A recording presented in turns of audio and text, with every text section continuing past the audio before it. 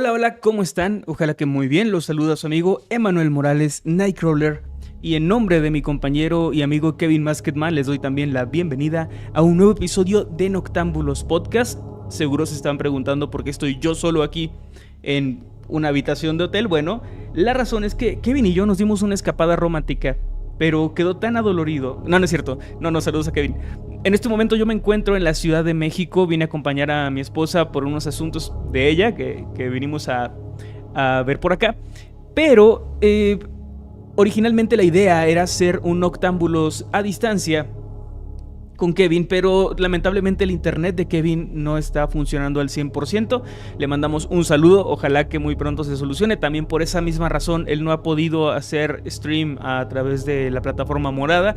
Y bueno, el punto es que Kevin no podrá acompañarnos esta noche por esa razón, pero para compensar les traigo uno de los temas probablemente más macabros, más extraños también y más perturbadores que he traído en la historia de este podcast, que yo creo que les va a parecer sumamente interesante. Ocurrió en Alemania a principios de los años 70, cuando una serie de incidentes bastante macabros comenzó a sembrar el pánico en pequeñas ciudades y comunidades rurales, todas muy cerca de Nuremberg. Lo que inicialmente parecían actos de simple vandalismo en cementerios y también en funerarias, pronto se transformaron en una ola de crímenes tan grotescos y perturbadores que desafiaron a las autoridades alemanas y a básicamente cualquier persona de la población. Nadie sabía quién estaba detrás de estos escalofriantes eventos, ni cuáles eran sus verdaderas intenciones. Y cuando todo el mundo descubrió la verdad detrás de esto, esta no fue nada reconfortante, y de hecho la historia detrás resultó ser mucho más perturbadora. Hoy les voy a contar la historia del vampiro de Nuremberg. Nos tenemos que trasladar a Nuremberg, a Alemania, el 14 de abril de 1971, cuando en un cementerio ubicado en Hamburgo, le dije que en Nuremberg, esto es en Hamburgo, un trabajador del cementerio local se encontró, mientras hacía un rondín, con una chica muy pálida que estaba en la funeraria. La funeraria se encontraba contigua a este cementerio, eran básicamente de la misma propiedad. Esta chica, pálida, delgada, estaba desnuda y de pie, con velas a su alrededor, velas que ya se habían consumido. El horror de este cuidador de cementerio fue mucho más grande cuando, al acercarse, se dio cuenta de que no era un fantasma, pero tampoco era un ser humano, al menos no un ser humano vivo. Se trataba de un cadáver, el cuerpo sin vida de una joven que acababa de ser enterrada el día anterior. Su cadáver estaba colocado de tal forma que pudiera quedarse de pie, esto por el rigor mortis, y además no era la única que estaba ahí. Este hombre se dio cuenta de que el cuerpo de esta joven estaba rodeado de otros cadáveres, otras personas que habían sido exhumadas de sus tumbas y puestas ahí frente a ella, sentadas como si la contemplaran. Esto, por supuesto, provocó un horror muy puro en esta persona. Las autoridades, claro, fueron alertadas y al llegar a la escena simplemente no lo podían creer. Era surrealista y también era muy, muy aterrador. No había indicios de quién pudiera haber hecho tal aberración, pero obviamente esto escandalizó bastante a las autoridades. Pasamos entonces al 17 de abril, 3 días después de este incidente del cementerio, cuando el dueño de una funeraria encontró el cuerpo de una mujer de aproximadamente 40 años y este estaba sentado en una silla en medio de la funeraria y también tenía varias velas consumidas a su alrededor. Esta funeraria se encontraba en una ciudad contigua a más de 60 kilómetros del primer incidente. Después de esto, más incidentes similares comenzaron a ser reportados en los alrededores, dándose cuenta las autoridades y la población de que esto definitivamente no era un hecho aislado. Por ejemplo, en una iglesia, una mañana, un pastor caminó hacia la puerta, la abrió y se encontró con un ataúd. Este ataúd sí tenía que estar ahí, ya que era de un hombre que había sido llevado ahí la noche anterior y que tenía que ser sepultado ese día más tarde. Sin embargo, cuando el pastor se había ido a dormir la noche anterior, este ataúd estaba cerrado. Y cuando llegó por la mañana, se encontró con que este estaba abierto. Y no solamente eso, cuando se acercó y vio el cuerpo del hombre, este tenía clavado en el pecho un enorme cuchillo de esos que se utilizan para cacería. Él obviamente reportó esto a las autoridades y se fueron sumando más y más historias. Después, una mujer que había ido a visitar la tumba de su madre a un cementerio, vio que había un hombre sentado sobre una de las tumbas cercanas a la de su madre, y se horrorizó cuando le puso atención, y al acercarse se dio cuenta de que esta persona no tenía cabeza.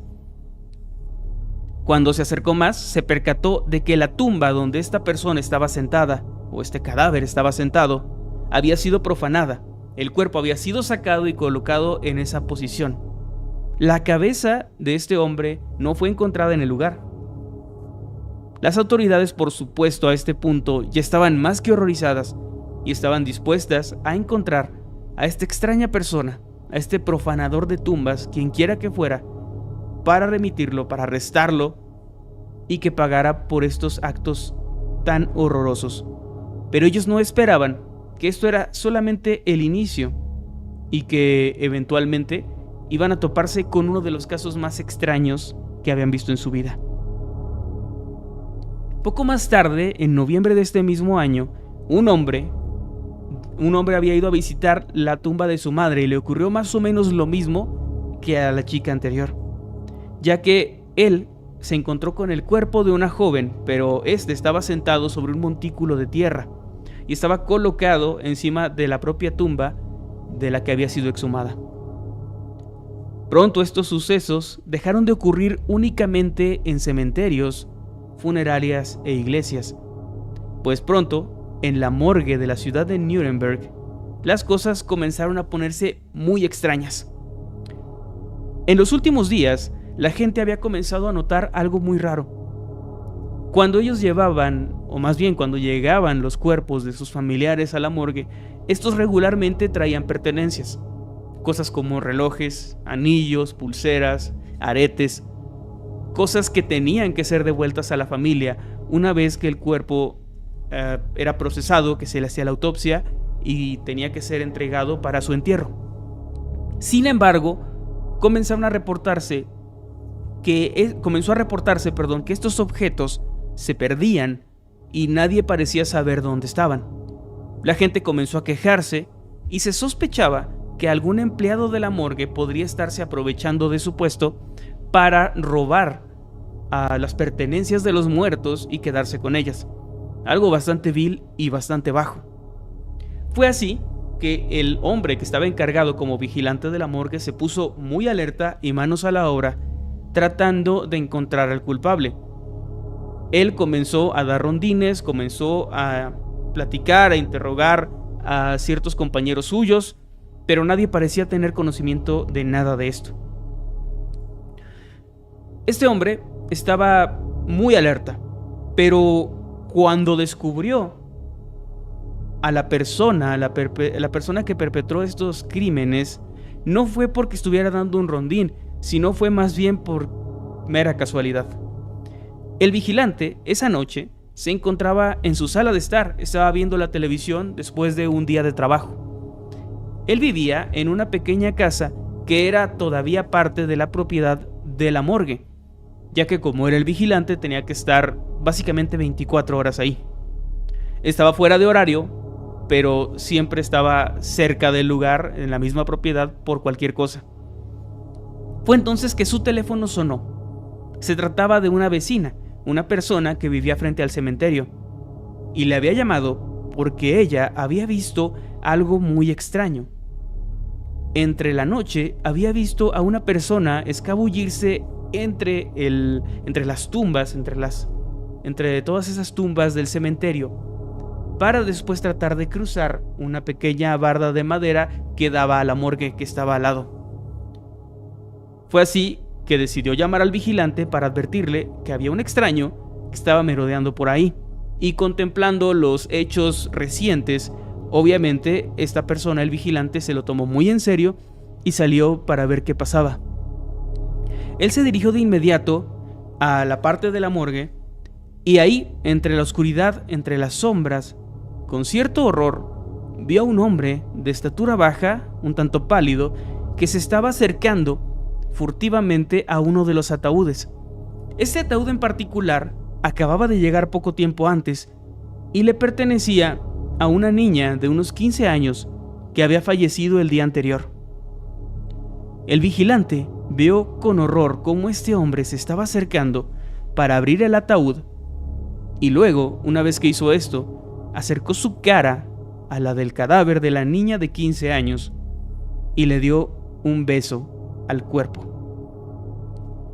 El vigilante estaba impactado y también un tanto asqueado, así que procedió a interceptarlo para intentar detenerlo.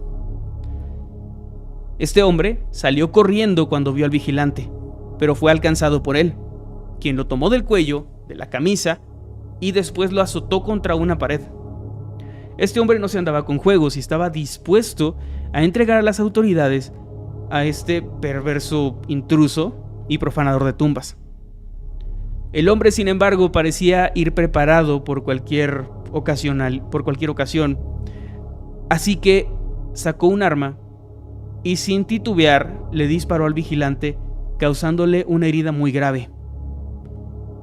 Después de esto, logró escapar corriendo, se subió a una motocicleta de color rojo que había estacionado muy cerca del cementerio y arrancó.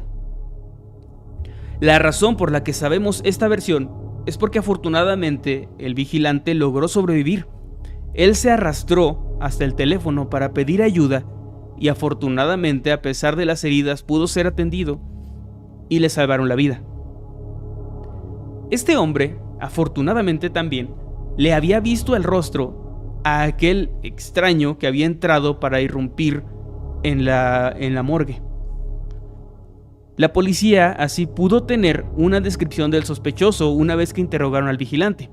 Él les dijo cómo era, les dijo que era de estatura baja, de pelo negro, un tanto pálido, que usaba unos lentes, unas gafas de sol, y además que había escapado en una motocicleta de color rojo. Con estos datos era mucho más fácil que las autoridades pudieran identificarlo. Al día siguiente, las cosas escalaron mucho más.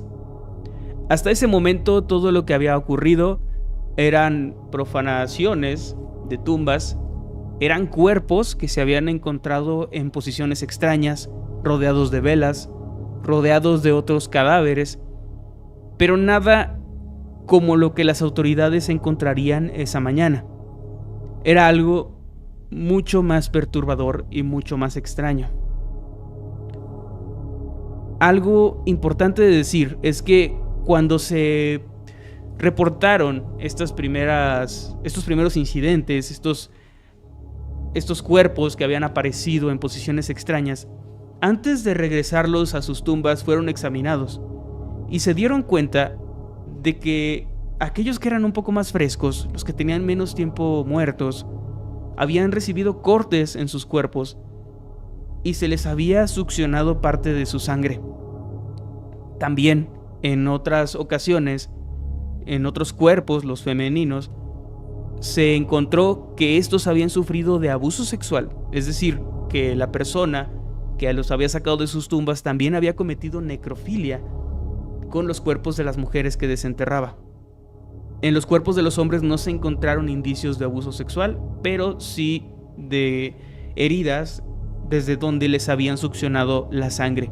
Esto obviamente con los que tenían menos tiempo de haber fallecido. Al día siguiente del incidente en la morgue, de haberle disparado a este vigilante, un par de cuerpos fueron encontrados muy cerca del bosque. Pero a diferencia de los casos anteriores, estos no eran cadáveres profanados, sino que eran dos cuerpos de jóvenes que habían sido asesinados esa misma mañana. Los identificaron muy rápidamente. Se trataba de Marcus Adler, de 24 años, y de su prometida, Ruth Lizzie, de 18. Ellos eran dos jóvenes bastante prósperos, digamos. Tenían una vida por delante, tenían planes de casarse muy pronto y estaban muy enamorados. Ellos vivían un tanto lejos, sin embargo trataban de verse con frecuencia. Y esa mañana, después de pasear un rato juntos, habían decidido estacionar su auto muy cerca del bosque para descansar. Sin embargo, algo muy horrible ocurrió. Y es que fueron encontrados muertos y habían sido asesinados a tiros en su coche. El cuerpo de Ruth había sido abusado sexualmente. Y lo más extraño, lo más perturbador y lo que hizo que este crimen, que aparentemente no tenía nada que ver con los otros crímenes de exhumación, de profanación de tumbas, lo que hizo que las autoridades lo conectaran, es que en el caso de estos dos jóvenes, sus cuerpos estaban también cortados de una manera en la que les habían quitado, les habían sacado o succionado la sangre casi por completo. En ese momento las autoridades no estaban seguras, pero sabían que algo tenía que ver la misma persona que había provocado, o que había hecho más bien, lo del saqueo de tumbas y todo eso. Estaban casi seguros de que tenía que ver la misma persona. Y lo confirmaron cuando entrevistaron a un cazador que había logrado ver a un hombre de baja estatura, de pelo negro, muy pálido y usando gafas de sol, cerca del auto de las víctimas. Cuando este hombre vio al cazador, salió corriendo y escapó en una motocicleta de color rojo. Estaban seguros, ahora sí, de que se trataba de la misma persona. Su sospechoso tenía justo este perfil y sabían que tenía que ser él. Las autopsias de los cuerpos de estos dos jóvenes revelaron también que las balas usadas para matarlos eran las mismas que se habían utilizado para dispararle al vigilante de la morgue. Eran el mismo tipo de bala, el mismo tipo de arma y coincidían a la perfección. Fue entonces que las autoridades hicieron pública toda esta información. La historia de este vampiro comenzó a hacerse muy popular, y es que a través de los medios, a través de los periódicos, pusieron la descripción de este hombre, pusieron el detalle de la motocicleta, pusieron su descripción física y lo que había hecho.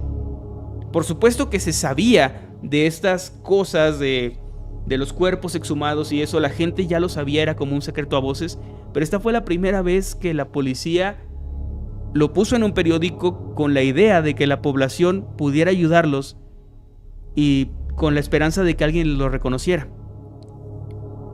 Fue así como un trabajador de una empresa de transportes de carga que estaba leyendo el periódico una mañana se topó con este caso y con la descripción del criminal. Esta descripción cuadraba perfectamente con un extraño compañero de trabajo que él tenía. Un hombre de 41 años llamado Kuno Hoffman, quien de hecho, en ese momento mientras él estaba leyendo el periódico, tenía apenas un par de minutos de haberlo visto. Él había salido de la oficina porque acababa de renunciar y, al parecer, se iba a mudar o tenía planes de mudarse a otra ciudad. Este hombre, el compañero de trabajo, no dudó en llamar a las autoridades y en decirle que estaba seguro de que Kuno Hoffman, su compañero, era el hombre al que estaban buscando. Entonces, el compañero de esta persona, el compañero de Kuno, no de Kuno Tatewaki, sino el relámpago azul de la escuela Furinkan, no, ese Kuno no, ni tampoco el otro Kuno que es un Kuno más moderno, no. Estoy hablando de Kuno Hoffman. El compañero de Kuno lo reconoció, o más bien reconoció que tenía estos rasgos muy distintivos del sospechoso de estos crímenes tan extraños. Llamó a las autoridades y ellos de inmediato acudieron al lugar. Como les dije, no tenía ni 2 minutos que había salido.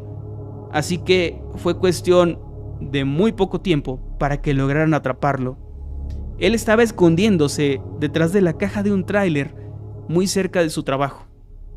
Probablemente había visto a las autoridades y quería eludirlas.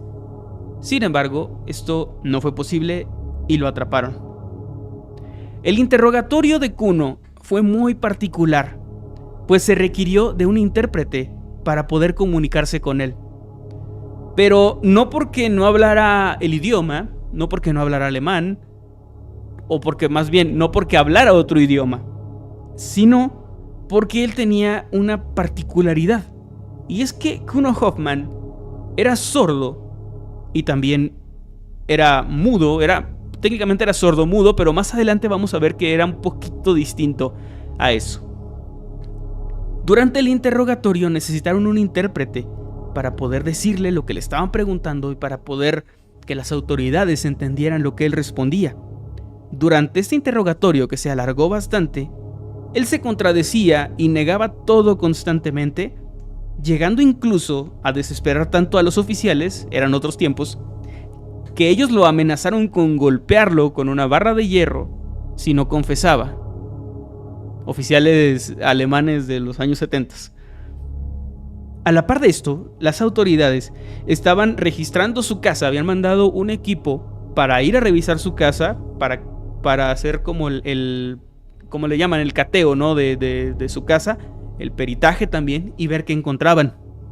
En su casa encontraron absolutamente todos los elementos necesarios para probar que él era el hombre al que estaban buscando.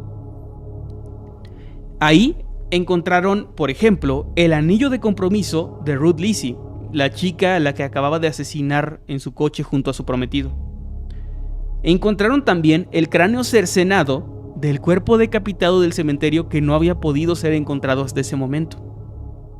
Por si esto fuera poco, encontraron todas las joyas perdidas que se habían robado de la morgue.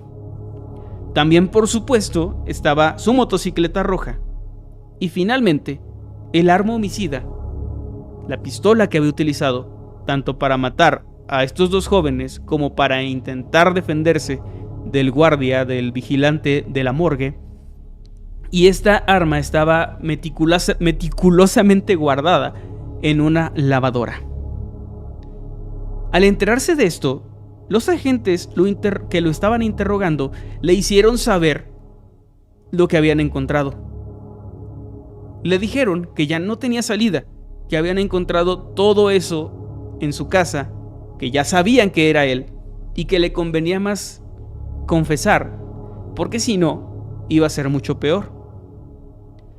Fue así que Kuno Hoffman contó las motivaciones, muy extrañas motivaciones, que había tenido para cometer estos actos aberrantes. Como les dije, él era sordomudo, pero no había nacido con esta afección. De hecho, el padre de Kuno era una persona sumamente despreciable. Era un alcohólico y muy violento, que también había sido condenado en varias ocasiones, había estado en la cárcel por delitos muy diversos que iban desde el robo, el intento de asesinato, hasta el maltrato y el abuso sexual. Era una persona realmente despreciable.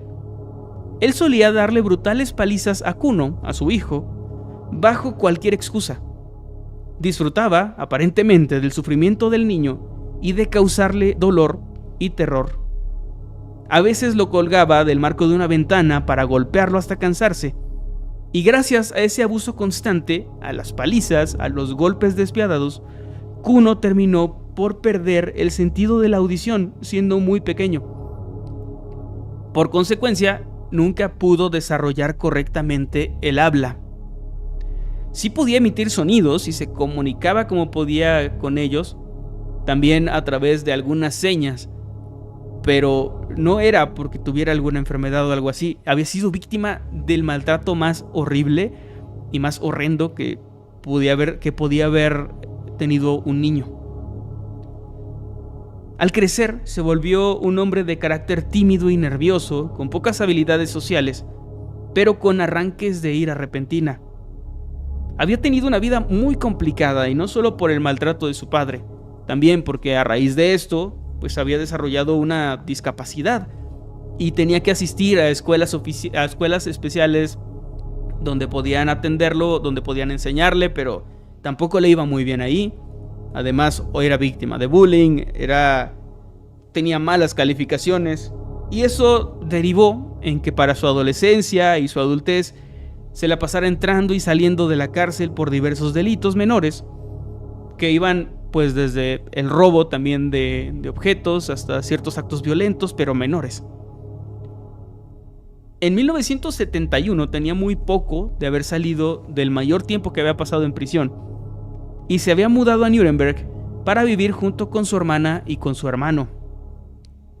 Él había conseguido un trabajo que era en esta empresa de transportes y también una especie de estabilidad momentánea. Sin embargo, Kuno no era nada feliz. Tenía una frustración enorme porque él sentía que le faltaba algo fundamental. Le era imposible conseguir una pareja. Esto no solo por su apariencia física, que no era la más hegemónica belleza. Era un hombre de baja estatura en Alemania. Era un hombre de cuerpo delgado y que además su actitud era muy extraña y que tenía muchos problemas para comunicarse por el problema de que era sordo y de que no podía hablar. Fue así que terminó convirtiéndose en una persona aislada que visitaba frecuentemente burdeles y era adicto a la pornografía. Sus hermanos estaban tratando de alentarlo, trataban de hacerle la vida un poco más fácil, sin embargo, nada parecía que lo hiciera sentir mejor. Después de los años 60, había comprado una serie de libros donde él creía haber encontrado la solución de sus problemas, y quiso encontrar esta solución en las artes oscuras. Se obsesionó con libros sobre satanismo, sobre magia negra y sobre vampirismo. Fue así que él solo comenzó a hacerse su propia idea de estas cosas. Comenzó a barajar la posibilidad de obtener confianza, fuerza y atractivo físico a través de una serie de rituales que involucraban la necrofilia y el vampirismo. De hecho, le comentó a las autoridades que él había hecho un pacto con el diablo y que fue en ese punto cuando comenzó con su vida secreta nocturna en los cementerios, vagando por la morgue, mordiendo cadáveres, bebiendo su sangre y abusando sexualmente de ellos. Lo que hacía, su modus operandi, era leer a diario los obituarios del periódico, buscando por lo general a chicas jóvenes que hubieran fallecido para saciar sus más bajos instintos. Gustaba de hacerles cortes a los cuerpos y de morder sus cuellos para beber su sangre. Pensaba que haciendo todo esto, no solo iba a tener belleza, no solo iba a tener éxito con las mujeres, sino que además iba a poder recuperar su oído y su voz. Él creía que podía también devolverle la vida a uno de estos cuerpos, que eventualmente iba a poder resucitar a una de estas mujeres a las que él consideraba hermosas, y esto a través de un extraño ritual que consistía en combinar su sangre con la del cadáver. Él creía que de esta forma el cuerpo podía revivir y así ser una especie de esposa para él. Contó también que al ser sordo no había podido escuchar cuando el vigilante llegó y lo descubrió. Fue hasta que lo tenía muy cerca que trató de escapar y después le disparó porque no vio otra opción. Al parecer, después de escapar de la morgue, se había ido a ocultar al bosque y por la mañana, de casualidad, se había encontrado con Marcus y con Ruth, que estaban descansando en su auto. Estaban dormidos los dos, por lo que se acercó sigilosamente y trató de abrir la puerta, pero Marcus despertó por el ruido, así que le dio un tiro en la cabeza. El disparo que le dio a Marcus despertó a Ruth, quien estaba en el asiento trasero. Entonces le disparó a Ruth en el pecho. Luego volvió para dispararles a los dos, asegurándose de que hubieran muerto. y después procedió a acercarse a los cuerpos, a desnudarlos, y comenzó a chupar sus heridas de bala para beber la sangre que escurría de ellas. Posteriormente, abusó sexualmente del cuerpo de Ruth. Declaró que con ella se había sentido mucho mejor que con todas las otras chicas muertas con las que había estado, pues su cuerpo aún estaba cálido. Aquellas personas que lo conocían en el trabajo no podían creer las historias que estaban escuchando sobre él. No les parecía una persona capaz de cometer estos actos tan horribles. Lo percibían como alguien extraño, sí, pero bastante calmado y mayormente amable. Una vez que fue arrestado, Kuno comenzó a comportarse muy erráticamente en su celda. Escribía cartas incoherentes a las autoridades, le escribió una carta al Papa, y en algunas de ellas decía cosas como que era familiar de la reina de Inglaterra. También escribía amenazas en las paredes de su celda. Una vez escribió que iba a cortar la cabeza del juez para ponerla en un plato de comida para perro. Todo esto parecía ser un burdo intento por aparentar una demencia, por aparentar estar loco y que las autoridades fueran más indulgentes. Se cuenta una historia bastante extraña sobre él. Es que, una vez estando ya encarcelado, le pedía constantemente a los guardias que por favor le concedieran un deseo, que era beber un último sorbo de la sangre de una mujer virgen. A mediados de 1974, el juez que llevaba su caso tuvo que suspender el proceso al no poder llegar a un consenso, pues no podía estar seguro si Kuno estaba fingiendo demencia, si debía ser juzgado como un asesino o como un paciente psiquiátrico. Así que ordenó que la investigación se alargara para poder dar un buen veredicto. El juicio no sería reanudado sino hasta 2 años después. Y aquí es donde llegamos a la parte todavía más escalofriante de esta historia, y la más misteriosa. Esta parte de la historia es lo que la ha llevado a un estatus de leyenda, porque nadie sabe exactamente qué pasó después con este hombre. La información es muy escasa y muy poco precisa. Ni siquiera en Alemania se tiene certeza de lo que ocurrió realmente. Algunos dicen que Kuno fue confinado en un hospital psiquiátrico donde debería permanecer aún hasta el día de hoy. Otros cuentan que fue hallado culpable de todos los cargos y que se encuentra actualmente en prisión cumpliendo una cadena perpetua. Sin embargo, otras fuentes llegan a indicar que de hecho fue declarado, fue dejado en libertad en el año 2004 y que volvió a Nuremberg para estar viviendo ahí, desconociéndose si es que había vuelto a perpetrar sus crímenes. De estar vivo, Kuno Hoffmann en este momento debería tener alrededor de unos 93 años. Si bien no es imposible que siga con vida, sí sería poco probable que siga cometiendo estos crímenes, estos actos tan horribles, porque la fuerza física de su juventud pues se habría ido. Aunque los detalles exactos de su destino permanecen todavía envueltos en misterio, su legado como el vampiro de Nuremberg, como fue nombrado por la prensa, todavía persiste, alimentando leyendas y debates sobre los límites de la maldad humana. Su historia nos hace reflexionar sobre ese fino hilo que existe y que separa la realidad de la ficción. También nos hace pensar sobre cómo a veces los horrores más profundos y más horribles no provienen de lo sobrenatural, sino de la mente humana y de lo que un ser humano puede ser capaz de hacer. Esa fue la historia perturbadora, que insisto, creo que es de lo más extraño que he traído, de Kuno Hoffmann, conocido como el vampiro de Nuremberg. Ojalá que hayan disfrutado, si es que es la palabra correcta, de esta historia, de este caso tan extraño.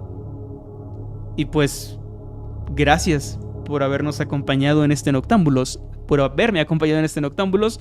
Gracias por haber estado aquí, por escuchar este caso. Este tema tenía mucho tiempo queriéndolo traer. Es un tema que me parece muy interesante y bastante macabro. Gracias, ojalá que les haya gustado este episodio de Noctámbulos. Que estén muy bien. Saludos desde Ciudad de México. Saludos a Kevin, que no pudo estar por acá por temas de internet. Gracias de verdad por todo el apoyo. Que estén muy bien. No hubo ningún problema de conexión. Este hotel tiene buen internet. De hecho hice el test y tenía 400 megas de subida y 400 de bajada. Así que no hubo problema. Gracias. Que estén muy muy bien. Cuídense mucho. Y bye. Nos vemos próximo viernes a las 8. Como siempre es noche de Noctámbulos. Adiós.